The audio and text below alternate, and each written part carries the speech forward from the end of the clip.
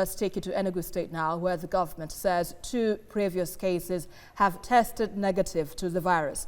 The cases are a 3-year-old and 13-year-old who is an indigene of Bauchi State with a travel history to and from Jos, Plateau State.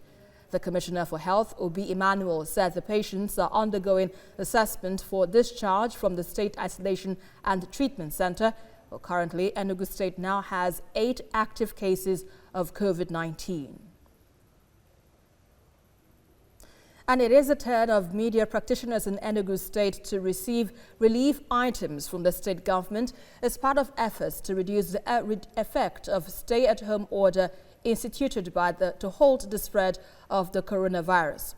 Other associations and organizations have already benefited from the exercise, which began on the 10th of May. Bamidele Ajayi reports.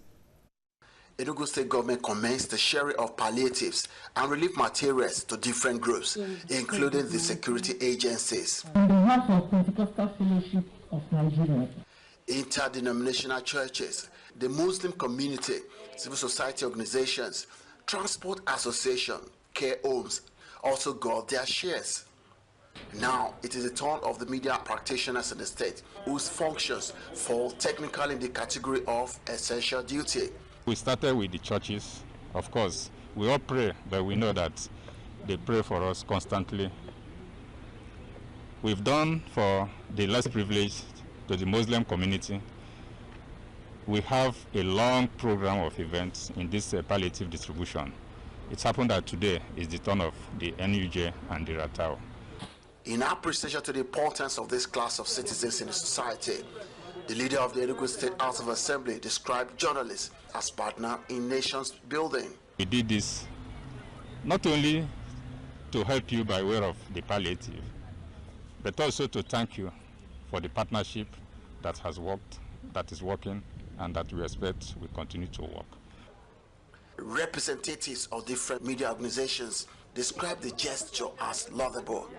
+1 for government to remember the pain pushers, to remember the journalists at this very auspicious time, at this very time that hunger is wiring almost everybody, both big, small, and medium human beings. So it's kudos to the government of Enugu State for this very gesture.